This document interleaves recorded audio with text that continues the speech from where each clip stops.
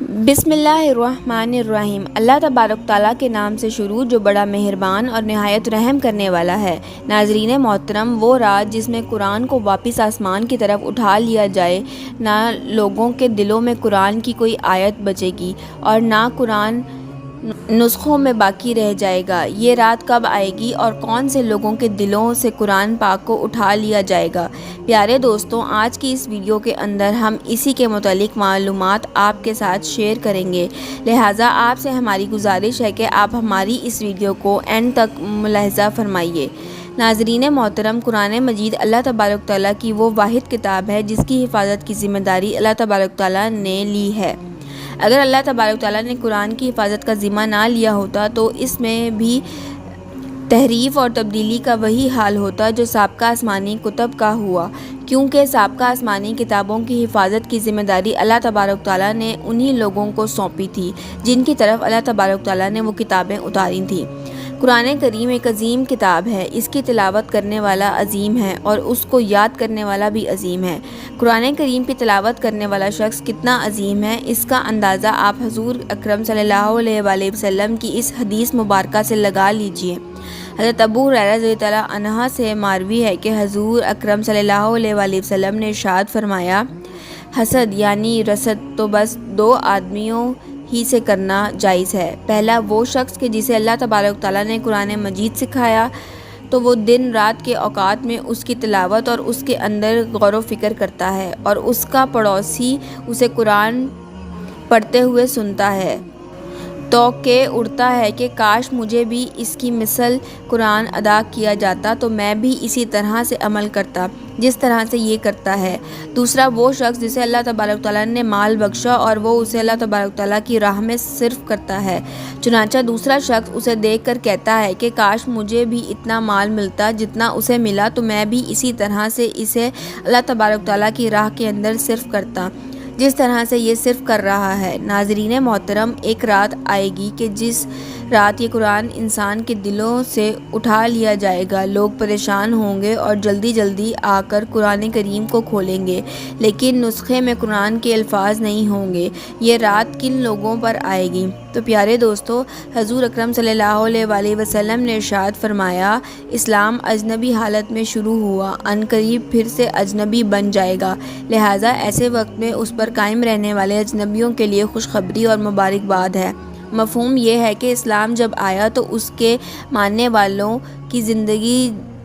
جس اجنبیت کے عالم میں گزر رہی تھی، لوگ اس سے نفرت کرتے تھے اور ان کے ساتھ اٹھنے بیٹھنے کو اپنے لیے حقارت سمجھتے تھے اور انہیں تکلیفیں پہنچاتے تھے۔ ٹھیک اسی طرح سے اجنبیت کے عالم میں اسلام کے آخری دور میں اس کے پیروکار ہوں گے، لیکن خوشخبری اور مبارکبادی ہے ان لوگوں کے لیے کہ جنہوں نے اس اجنبی حالت میں اسلام کو گلے سے لگا لیا اور جو اس کے آخری دور میں اسے گلے سے لگائیں گے اور دشمنوں کی تکلیف برداشت کر کے جان و مال اس کی خدمت اور اشاعت کے اندر صرف کرتے رہیں گے، تو ان کے لیے خوشخبریاں ہیں۔ یا اس کا مطلب یہ ہے کہ اسلام اجنبی بن جائے گا، اس کو لوگ نہیں پہچانیں گے، وہ لوگ نماز، روزہ، زکوٰۃ کو نہیں پہچانتے ہوں گے، حتیٰ کہ یہ کہیں گے کہ ہم نے یہ کلمہ لا الہ الا اللہ اپنے بوڑھوں اور آباؤں و اجداد سے سنا تھا۔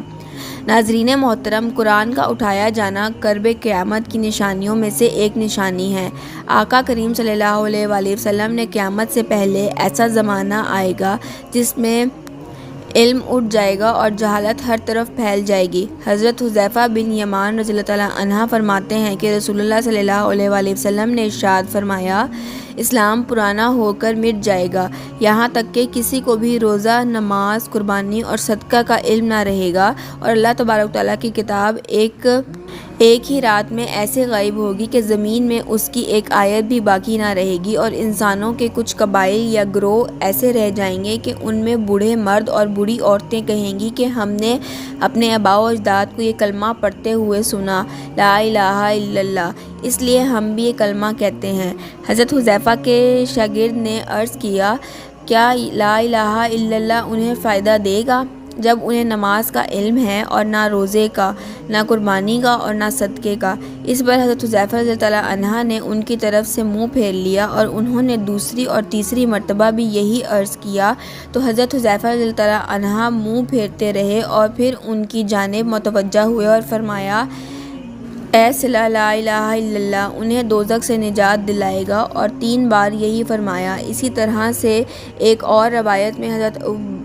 عبداللہ بن مسعود رضی اللہ عنہ بیان فرماتے ہیں کہ یہ قرآن تم لوگوں کے درمیان سے کھینچ کر نکال لیا جائے گا۔ ان سے پوچھا گیا کہ ابو عبید الرحمن یہ کیسے ہوگا جب کہ ہم نے قرآن کو دلوں میں محفوظ کر لیا ہے اور مصائب میں اچھی طرح سے لکھ دیا ہے؟ تو انہوں نے جواب دیا کہ ایک رات کو وہ اٹھایا جائے گا اور پھر کسی بندے کے دل اور کسی کے مذہب میں قرآن کا ذرا سا بھی حصہ باقی نہیں رہے گا۔ اور پھر حضرت عبداللہ بن مسعود رضی اللہ عنہ نے یہ آیت مبارکہ پڑھی، اور اگر ہم چاہیں تو جس قدر آپ پر وحی بھیجی ہے سلب کر لیں، اور پھر اس کو واپس لانے کے لیے آپ کو ہمارے مقابلے میں کوئی حمایتی نہ ملے۔ اور حضرت عبداللہ رضی اللہ عنہ روایت کرتے ہیں، قرآن کی کثرت سے تلاوت کیا کرو اس سے پہلے کہ اسے اٹھا لیا جائے۔ لوگوں نے دریافت کیا کہ ان مصائب کو اٹھا لیا جائے گا، لیکن جو انسان کے سروں میں ہے اس کا کیا ہوگا؟ تو حضرت عبیداللہ رضی اللہ عنہ نے فرمایا، ایک رات ایسی آئے گی کہ لوگوں کو قرآن کا علم ہوگا لیکن اگلے دن انہیں اس کا علم نہ ہوگا۔ وہ لا الہ الا اللہ پڑھنا بھی بھول چکے ہوں گے اور زمانہ جاہلیت کی باتوں اور اشعار کے اندر مبتلا ہو جائیں گے۔ یہ وہ وقت ہوگا جب قیامت قائم ہوگی۔ اور حضرت عبیداللہ بن ابی اوف رضی اللہ عنہ سے روایت ہے کہ میں نے رسول اکرم صلی اللہ علیہ وآلہ وسلم کو یہ فرماتے ہوئے سنا کہ لوگوں پر دنیا کی 3 راتوں کے برابر ایک رات آئے گی، جب یہ رات ہوگی نفل پڑھنے والے اسے پہچان لیں گے تو ان میں سے ایک شخص سو کر اٹھے گا اور پھر نفل میں تلاوت کر کے سو جائے گا، پھر دوبارہ اٹھے گا، پھر پڑھ کر سو جائے گا۔ اسی دوران لوگ چیخو پکار کر کے ایک دوسرے سے پوچھیں گے، جی کیا ہو رہا ہے، اور پھر مسجدوں کی طرف بھاگیں گے تو اچانک انہیں سورج مغرب سے طلوع ہوتا ہوا نظر آئے گا، حتیٰ کہ آسمان کے درمیان آ جائے گا اور پھر دوبارہ لوٹے گا اور پھر مغرب سے طلوع ہوگا۔ نبی کریم صلی اللہ علیہ وآلہ وسلم نے مزید فرمایا کہ اس وقت کسی کا ایمان اسے نفع نہ دے گا۔ ان نشانیوں کے بعد قیامت واقع ہوگی۔